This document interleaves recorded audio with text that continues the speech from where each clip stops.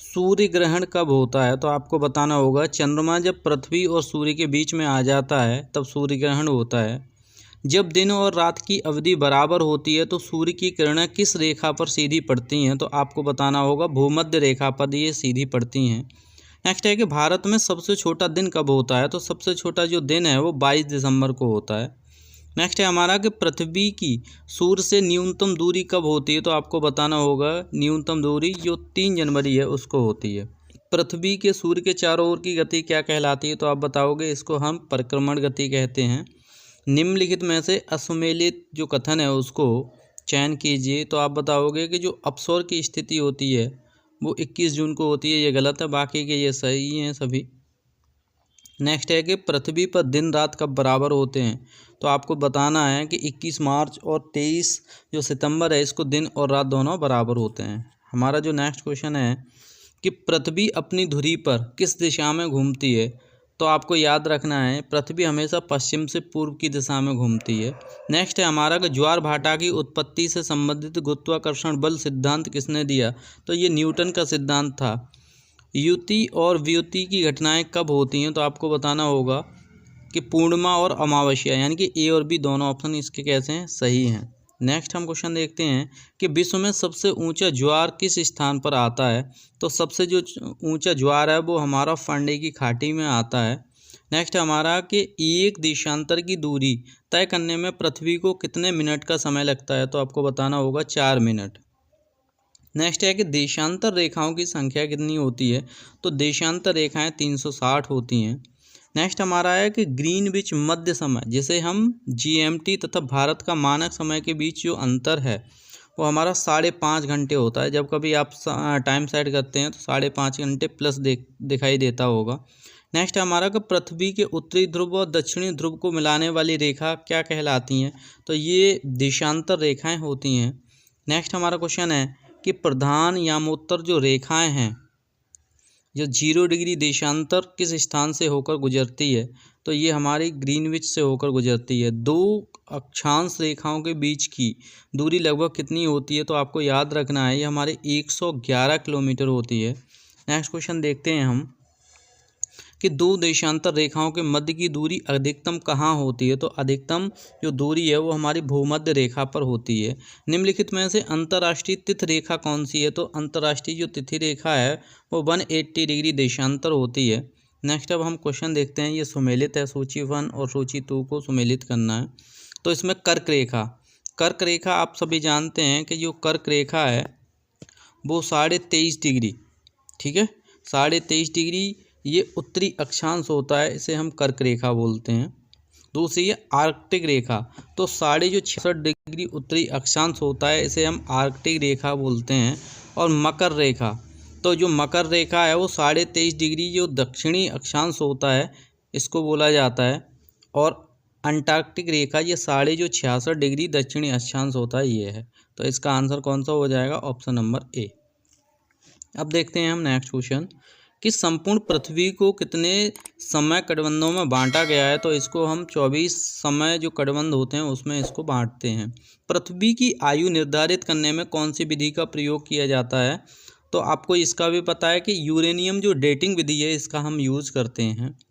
Next है हमारा कि डायनासोर का युग कितने वर्ष पूर्व था? तो ये लगभग 18 करोड़ वर्ष पूर्व की कहानी है डायनासोर की। अब देखते हैं कि अरावली पर्वत का निर्माण किस कल्प या काल में हुआ था? तो ये जो काल था ये हमारा प्री कैम्ब्रियन काल था। किस महाकल्प में सर्वप्रथम स्तनधारी जीव व पुच्छहीन बंदरों की उत्पत्ति हुई थी? तो आपको बताना होगा नवजीवी जो महाकल्प है उसमें। किस युग को कोयला युग कहा जाता है? तो कार्बोनिफेरस जो युग है इसको, कार्बोनिफेरस युग को ही हम कोयला युग बोलते हैं। कार्बो से कार्बन, कार्बन कोयला में होता है, इस टाइप से आपको याद रखना है। नवजीवी महाकल्प के प्लायोसीन काल में निम्नलिखित में से किसका निर्माण हुआ था? तो जो भारत का विशाल मैदान है इसका जो निर्माण हुआ था वो हमारा महाकल्प, नवजीवी महाकल्प के प्लायोसीन काल में हुआ था। हमारा जो नेक्स्ट क्वेश्चन है, निम्नलिखित में से मध्यजीवी महाकल्प का भाग नहीं है? तो मध्यजीवी महाकल्प के ये सारे भाग हैं, जैसे ट्रायसिक कल्प, जूरासिक कल्प और क्रिटेशियन जो क्रिटेशियस कल्प हैं ये सभी हमारे मध्यजीवी महाकल्प के भाग हैं, परंतु जो ओलिगोसीन कल्प है ये हमारा महाकल्प का भाग नहीं है मध्यजीवी में। नेक्स्ट देखते हैं कि पृथ्वी की परतों का धरातल के केंद्र की ओर का जो सही क्रम है, धरातल से केंद्र की ओर की बात की जा रही है, तो धरातल से जो केंद्र है सबसे पहले हमारा आता है सियाल, फिर आता है सीमा, फिर आता है नीफे। पृथ्वी की किस परत में निकिल व लोहे की प्रधानता पाई जाती है, तो निकिल से नी हो गया, लोहे से लो यानी कि लोहे को फेरस बोलते हैं, तो इसका आंसर हो गया नीफे। पृथ्वी के धरातल से केंद्र यानी कि भूगर्भ की ओर जाने पर गहराई के साथ तापमान में वृद्धि दर कितनी होती है, तो आपको बताना होगा 1 डिग्री सेल्सियस पर हमें 32 मीटर अंदर जाना होगा। मेटल परत में किन तत्वों की प्रधानता होती है, तो जो मेटल परत है उसमें हमारी सिलिका और मैग्नीशियम, जिसे हम सीमा बोलते हैं। नेक्स्ट हमारा है कि गुटेनबर्ग असंबद्धता स्थित है। गुटेनबर्ग जो असंबद्धता स्थित है वो मेटल और क्रोड के बीच में होती है। अब हम सूची फर्स्ट और सूची सेकंड को क्या करेंगे, मैच करेंगे। तो आपको बताना है इसमें कि कोनराड असंबद्धता, तो कोनराड जो असंबद्धता है ये क्या होती है, ये आपको बताना होगा ऊपरी क्रस्ट व निचली क्रस्ट के बीच में। रेप्टी असंबद्धता है, तो रेप्टी जो असंबद्धता है ऊपरी मेटल व निचली मेटल के बीच में होती है, जबकि मोहोरोविकिक असंबद्धता है तो आपको बताना होगा ये हमारी किस में जाती है, निचली क्रस्ट और ऊपरी मेटल के बीच में। और लेहमैन की जो असंबद्धता है ये हमारे किस में जाएगी, तो बाह्य क्रोड व आंतरिक क्रोड के बीच में। तो हमारा ऑप्शन कौन सा हो गया, ऑप्शन नंबर बी 3142। नेक्स्ट हम क्वेश्चन देखते हैं कि पृथ्वी की भू प्रॉपर्टी यानी कि क्रस्ट पर सर्वाधिक मात्रा में कौन सा तत्व पाया जाता है, तो सर्वाधिक मात्रा में ऑक्सीजन होती है। निम्नलिखित में से किस भाग को दुर्बलता मंडल बोला जाता है, तो दुर्बलता मंडल हमारा ऊपरी मेंटल होता है। निम्नलिखित में से किसे प्राथमिक चट्टान भी कहा जाता है, तो जो आग्नेय चट्टानें हैं ये प्राथमिक चट्टान की श्रेणी में आती हैं। नेक्स्ट क्वेश्चन देखेंगे कि वनस्पति एवं जीव जंतुओं के अवशेष किस प्रकार की चट्टानों में पाए जाते हैं, तो ये अवसादी प्रकार की चट्टानों में पाए जाते हैं। कोयला तथा प्राकृतिक गैस किस प्रकार की चट्टानों में पाए जाते हैं, तो ये अवसादी चट्टानों में पाए जाते हैं। नेक्स्ट है हमारा चूना पत्थर का कायांतरित रूप है, तो चूना पत्थर से हमारी संगमरमर जिसे मार्बल बोलते हैं इसका निर्माण होता है। नेक्स्ट है कि निम्नलिखित में से कौन सी चट्टान निर्माण की दृष्टि से सबसे प्राचीन है, तो सबसे प्राचीन हमारी आग्नेय चट्टानें हैं।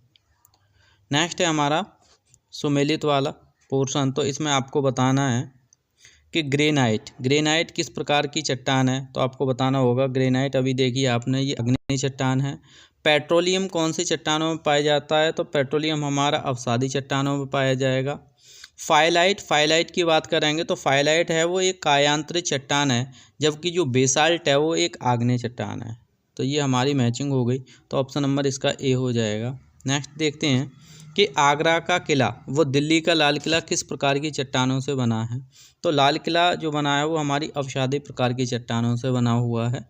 निम्नलिखित में से कौन सी ये कायांतरित शैल नहीं है, तो कायांतरित जो शैल है वो हमारा चूना पत्थर नहीं है, क्योंकि चूना पत्थर से संगमरमर का निर्माण होगा तब ये कायांतरित में परिवर्तित हो जाएगी। नेक्स्ट है हमारा भूकंप की तीव्रता मापी जाती है, तो भूकंप की तीव्रता इन सभी के द्वारा मापी जा सकती है, Rossi-ferrous scale, Richter scale, Mercalli scale. हमारा क्वेश्चन है कि हैली धूमकेतु कितने वर्ष के बाद दिखाई देता है, तो हमारा ये आंसर है 76 वर्ष। नेक्स्ट क्वेश्चन है कि यम या प्लूटो की जो ग्रह के रूप में मान्यता थी वो कब समाप्त कर दी गई थी, तो आपको याद रखना है 2006 में। निम्नलिखित तिथियों में से किस दिन ग्रीष्म अयनांत होता है, ग्रीष्म अयनांत की जो डेट है आपको याद रखनी है 21 जून। नेक्स्ट है कि दक्षिण गोलार्ध में सबसे बड़ा दिन कब होता है, तो आपको याद रखना है 22 दिसंबर।